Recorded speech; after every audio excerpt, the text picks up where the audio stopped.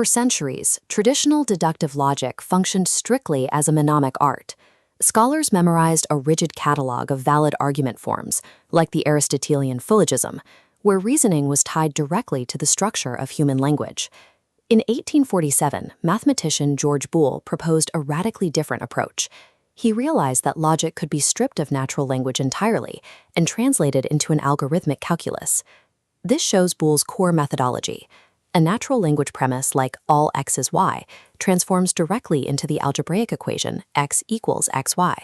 By mathematically manipulating these equations, Boole could solve for specific variables and translate the result back into a logical conclusion. The traditional catalog approach was practically limited to simple two-premise syllogisms. Boole's algorithmic method scaled infinitely, allowing mathematicians to process complex arguments with dozens of premises simply by balancing equations. But there was a critical flaw in the system. Boole built his logic using the ordinary algebra of 19th century arithmetic. By directly borrowing the mathematics of numbers, he inadvertently imported rigid numerical rules that caused logical paradoxes. This structural error kicked off a century-long effort by subsequent mathematicians to debug his system. Their goal was to strip away the arithmetic of numbers entirely and isolate an algebra native only to pure logic. Despite the bugs, Boole's initial leap from language to equations provided the spark. It laid down the exact mathematical architecture that would eventually underlie all modern computer science. This equation board visualizes Boole's foundational mapping rule. He decided that logical intersection, the concept of and, translates directly to mathematical multiplication. So a class multiplied by itself, x times x, resolves to simply x. This is known as the idempotent law. In ordinary arithmetic, the equation x squared equals x only works if x is exactly 0 or 1. Any other number, like 2 or 3, mathematically fails and is rejected by the system. To force the math to work, Boole introduced his rule of 0 and 1. He justified his entire calculus by artificially restricting all class symbols to take on only these two numerical values. This binary restriction allowed for his powerful elimination theorem. The theorem removes middle terms from a logical argument by substituting ones and zeros into a polynomial function in all possible combinations, eventually collapsing the entire equation to 0. The architecture, however, relied heavily on what mathematicians call partial operations. For example, Boole's addition operator only functioned correctly if the two logical classes being added were strictly disjoint, meaning they had absolutely no overlapping members. Similarly, his subtraction operator only worked logically when subtracting a direct subclass from its specific parent class. If you tried to combine overlapping sets using Boole's strict arithmetic addition, the system generated uninterpretable terms. These were meaningless mathematical artifacts, comparable to calculating the square root of -1 in basic geometry. Chaining human reasoning to the rigid physics of numerical addition and subtraction created a brilliant calculation engine that constantly jammed. To fix it, mathematicians had to completely rewrite the fundamental operators. In the 1860s, William Stanley Jevons identified the core issue. He realized that logic had to cast off its dependence on the algebra of numbers entirely to function consistently. Returning to our equation board, we see Jevons' first major correction. He aggressively rejected Boole's fragile addition operator, crossing it out completely. He replaced it with the inclusive OR, establishing a new, non-numerical law where x combined with x simply equals x. This shift transformed the algebra entirely. Instead of relying on partial operations that broke down under specific conditions, the system now used total operations that always yielded a valid logical result, regardless of overlap. Jevons spent the next several years formalizing these non-arithmetic operations into pure equational axioms. An axiom is a mathematical statement or proposition that is regarded as being established, accepted, or self-evidently true without needing further proof. He stabilized the law of identity, formally cementing the rule that A equals A. He also strictly defined the symmetric law, ensuring that the statement A equals B is mathematically identical to B equals A.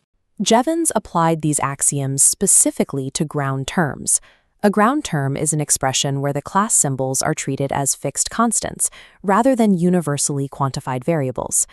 By severing the umbilical cord to ordinary arithmetic, Jevons successfully proved that logic could function as its own pure, self-consistent mathematical universe. In the 1880s, Charles Sanders Peirce identified a deeper hidden error in the foundational logic built by Boole and Jevons. Looking back at Jevons' equation board, Peirce argued the equality sign itself was the wrong primitive. He replaced equality with subsumption. Subsumption represents partial order, simply stating that one class is a subclass of another. Under this new hierarchy, Peirce redefined logical addition and multiplication. They were no longer standalone operations, but rather least upper bounds and greatest lower bounds, mapped directly onto the subsumption structure. This shift implicitly created the structure we now call lattice theory. It organized logical relationships into an expanding, interconnected three-dimensional network rather than flat equations. Peirce made a second structural break from tradition by abandoning Aristotelian semantics. He formally allowed for the concept of the empty class. By acknowledging that a logical concept might contain absolutely zero members, Peirce corrected the mathematical truth values of traditional categorical propositions. The statement all A is B could now be evaluated as mathematically true, even if classes A and B were entirely empty. Peirce then introduced unrestricted unions and intersections, denoted by the sigma and pi symbols. This finally brought the power of mathematical quantifiers into the algebraic logic system. With the addition of subsumption and the empty set, Peirce replaced Boole's linear equations with a multi-layered structural topology. In the 1890s, Ernst Schroeder took Peirce's dimensional lattice concepts and scaled them up. He built a massive, 3-volume systematization of the calculus of relations, cementing the algebraic approach. At the turn of the 20th century, the academic focus of the mathematical world shifted toward a new foundational approach. In the years following World War I, Alfred North Whitehead and Bertrand Russell published their monumental work, Principia Mathematica. A core philosophical divergence split the field. Whitehead and Russell treated logic as a universal language, rejecting the logic as calculus approach championed by Boole and Schroeder. This animated timeline shows the split. On the bottom track, the algebra of logic relies on manipulating algebraic equations.